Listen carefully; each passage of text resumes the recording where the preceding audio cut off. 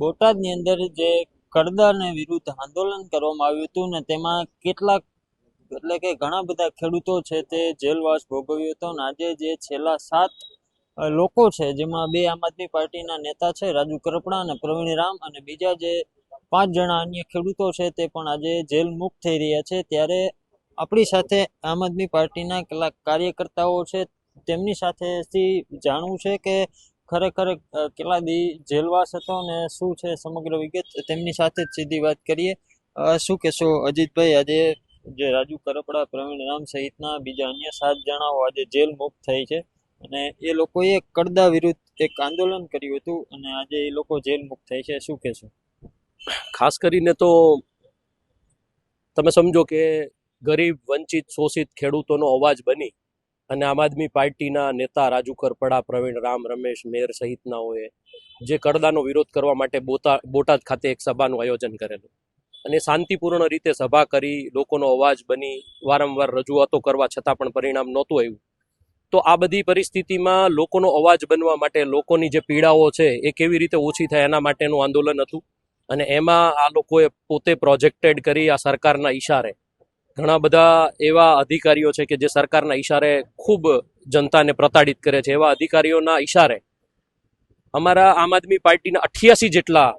કાર્યકર્તાઓ ઉપર અને ત્યાંના સામાન્ય ગ્રામજનો ઉપર જે ખોટી ફરિયાદો કરીને એમને જેલમાં પૂરી દેવામાં આવ્યા।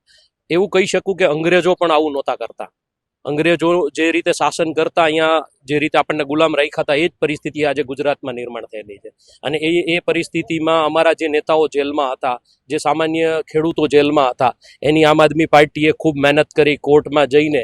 હાઈકોર્ટ સુધી જઈને પણ જે જામીનની પ્રક્રિયાઓ કરી અને આજે જે અમારા છેલ્લા 7 નેતાઓ જેલમાં હતા એમને આજે અહીંયા જેલમાંથી મુક્તિ મળી રહી છે અને અમે એમને લેવા માટે અહીંયા જેલ ખાતે ઉપસ્થિત છે। અજીતભાઈ, જે રીતે કડદા આંદોલન થયું હતું બાદ આમ આદમી પાર્ટીના પણ કાર્યકર્તાઓ જેલમાં હતા અને બીજા અન્ય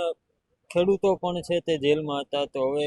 તમને લાગે છે કે આ આંદોલન કરવાથી કે બોટાદની અંદર કે બીજી અન્ય યાર્ડોમાં કડદો કે બીજી કોઈ આવી રીતે ખેડૂતોને લૂંટવાની પ્રથા છે તે બંધ થઈ હોય? મને એટલી ખબર છે કે આ ભાજપનું શાસન જ્યાં સુધી રહેશે ત્યાં સુધી સંપૂર્ણપણે બંધ નહીં થઈ શકે, પણ મને એવું લાગે છે કે અમારા આંદોલનથી ખૂબ સારી ઘણી બધી જગ્યાઓએ એની અસર થઈ છે। જે રીતે ખેડૂતોને ગરીબોને ખોટી રીતે લૂંટવામાં આવતા હતા એ ઘણી જગ્યાએ મહદઅંશે બંધ થયું છે, પણ જ્યાં સુધી આ ભાજપનું તાનાશાહી શાસન રહેશે ને ત્યાં સુધી સંપૂર્ણ રીતે ખેડૂતોને ન્યાય મળે એવું હું નથી માનતો। ચોક્કસથી ત્યારે બીજા પણ અન્ય કાર્યકર્તાઓ છે, શું કહેશો દિલીપભાઈ? આજે જે કડદા વિરુદ્ધ આંદોલન કરવામાં આવ્યું હતું અને આપના આમ આદમી પાર્ટીના નેતાઓ અને બીજા અન્ય ખેડૂતો આજે જેલ મુક્ત થઈ રહ્યા છે। બોટાદની અંદર ભૂતકાળમાં જે કડદાકાંડની ઘટના બની હતી અને ખેડૂતો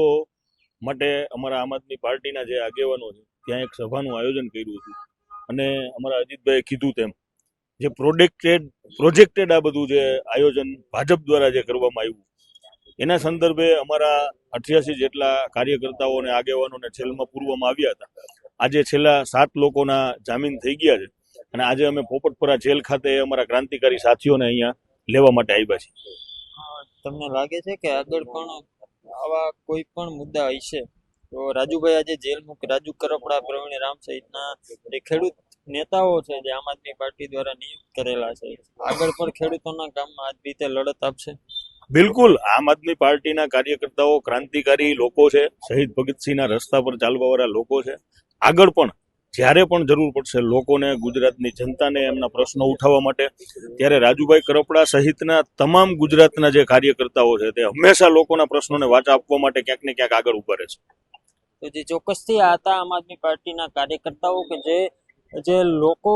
જે નેતાઓ અને જે ખેડૂતો છે તે આજે જેલ મુક્ત થઈ રહ્યા છે ત્યારે તેના સ્વાગત માટે ઊભા છે અને તેના દ્વારા એવું પણ કહેવામાં આવ્યું છે કે જ્યારે ગુજરાતના ખેડૂતો અને ગુજરાતના સામાન્ય જનતાને જ્યારે પણ જરૂર હશે ત્યારે આવા અવાજ ઉઠાવવા માટે આમ આદમી પાર્ટી છે તે તત્પર રહેશે। કેમેરા પર્સન પ્રદીપ પાઠક સાથે રાજેશ જોશી, BS19 ન્યૂઝ, રાજકોટ।